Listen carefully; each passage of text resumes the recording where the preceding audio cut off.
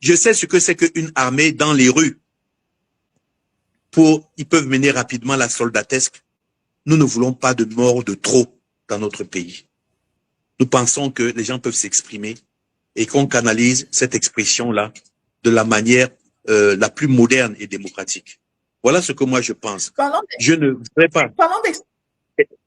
Parlons de liberté d'expression, mon colonel. Est-ce que c'est un crime pour un candidat de se déclarer vainqueur avant la proclamation officielle des résultats? On le voit dans d'autres pays. Pourquoi est-ce que ça doit être criminalisé et pourquoi est-ce qu'on doit avoir des menaces d'emprisonnement des opposants parce qu'ils se déclarent vainqueurs? Est-il un crime de le faire? Vous allez me mettre en conflit avec le MINAT, mais c'est sa façon de voir les choses. Bon, moi, lorsque j'ai lu l'article 113, je me suis dit qu'il y avait une possibilité. On dit que les résultats doivent être rendus publics. Mais quand ils sont rendus publics, ils sont rendus comment publics? Le problème n'est pas là. Moi, le problème, c'est de l'exploitation qu'on en fait. Vous comprenez? C'est la surdimensionnement, le surdimensionnement qu'on en fait et l'exploitation qu'on en fait et la désinformation qu'on en fait. Moi, je pense que si un candidat a compilé ses résultats et qu'un temps soit peu, il se voit dans une majorité, pour ma part, je pense qu'il peut rendre, puisqu'on dit que c'est rendu public, ça ne peut pas être rendu public d'un côté et ne pas être rendu public de l'autre. Parce que il y a le droit pénal qui encadre tout ça. Vous me comprenez, madame? Si jamais il rend public des résultats qui sont erronés, mais il est sous le coup de la désinformation et de la propagation des fausses nouvelles. Vous comprenez? Voilà. C'est-à-dire que c'est à ses risques et périls. Moi, je pense que lorsqu'un candidat le fait, on devrait vérifier la véracité de ce que lui propose comme résultat et qui, compilé, peut lui donner une tendance. Et au cours de cette tendance-là, la liberté d'expression pourrait dire ce qu'il veut, mais il faut faire très attention. Si jamais, ces propos sont tendancieux et de nature à créer des troubles, on demande la responsabilité pour s'en abstenir. Mais moi, je dis que la loi pénale, n'est-ce pas, le code pénal encadre tout cela.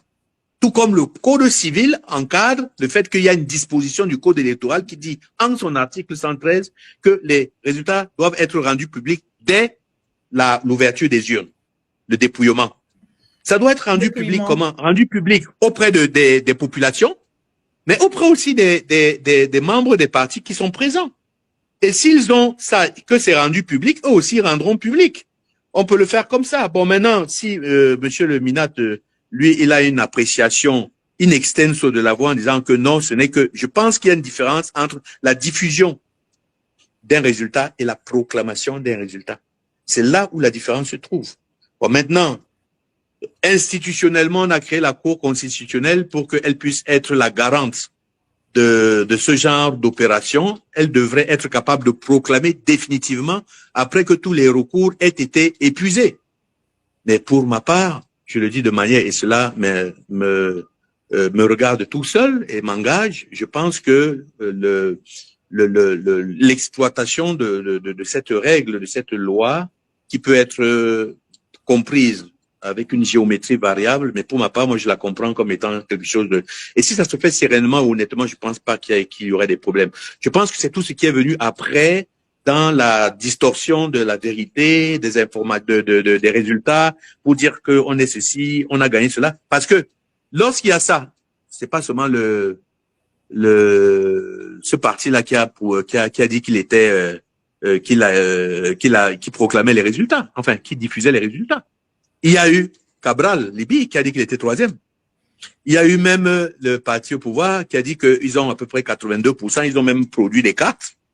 Donc, c'est quelque chose que tout le monde a fait. Moi, je pense que à un niveau comme ça, là, il faut faire baisser la température.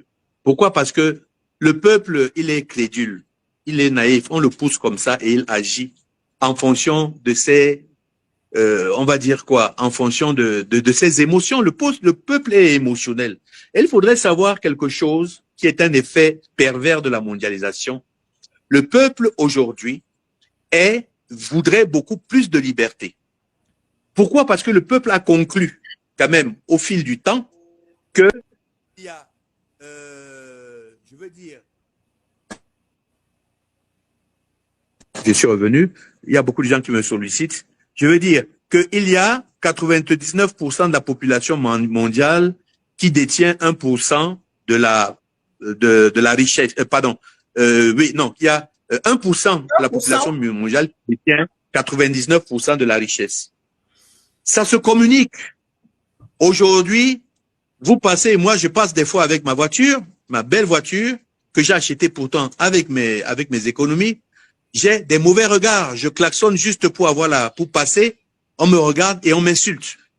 C'est un élément social à intégrer parce que la pauvreté augmentant, il y aura toujours des problèmes de rejet. Et cette opinion-là, aujourd'hui, pense que elle peut se substituer à l'engagement régalien et de plus en plus, évite, n'est-ce pas, ce que l'on a appelé le consentement aux institutions. Et ça, c'est très grave, parce que quand on a une société comme ça, on a une société indisciplinée qu'on peut faire bouger n'importe comment, et surtout grâce à ce que l'on voit sur les réseaux sociaux qui mentent et qui font tout ce qu'ils veulent. Pour ma part, je souhaite un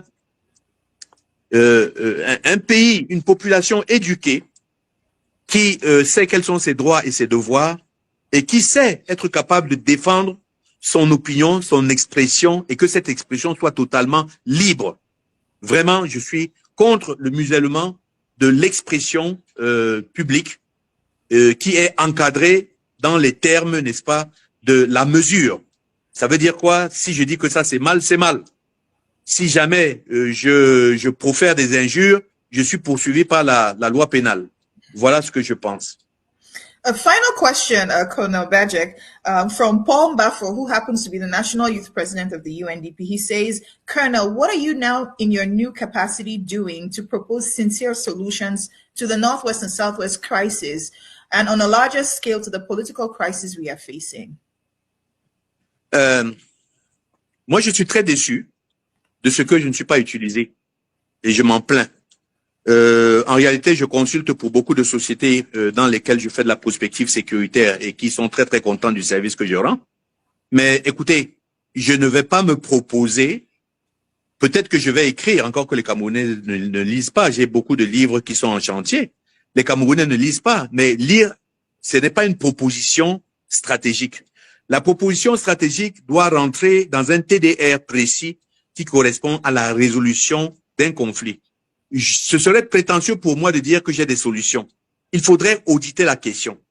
Être capable d'auditer la question, voir quels sont les labyrinthes possibles, voir quelles sont les faiblesses, voir quelles sont les opportunités, et les résumer, essayer de faire une projection, n'est-ce pas, qui soit audible, perceptible et pertinente pour tous.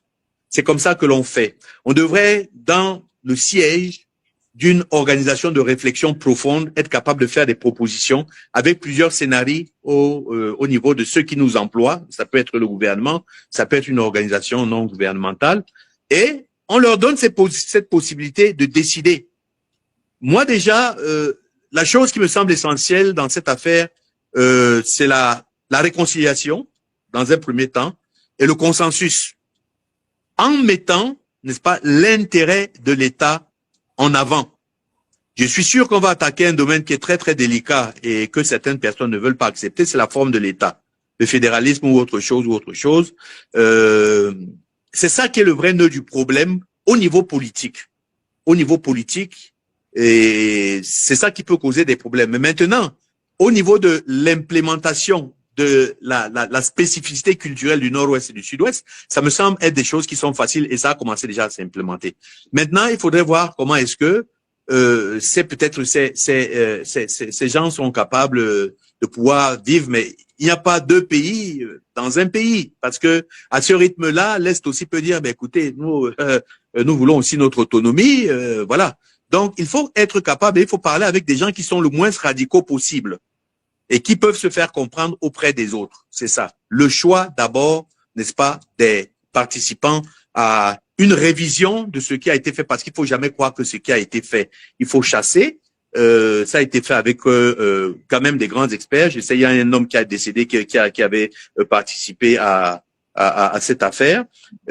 Donc, je pense que il n'y a pas de sujet tabou. Il faut avoir le courage de remettre tout sur table, être capable de faire le point et voir un peu comment on peut sortir, faire des propositions, mettre sur pied peut-être une cellule stratégique qui réfléchisse sur la question et qui laisse apparaître 3 ou 4 scénarios différents pour l'aide à la décision. Okay, Colonel Bajek, I'm just going to read a few comments because your statements have been very well received in my comment section. Patrick Joel Demjoy says, merci de vous prononcer, mon colonel. Bill Sango says, merci, colonel. Merci, mon colonel, from Franklin Fabo. Vous êtes un homme démocrate et républicain. Le peuple est conscient et éduqué.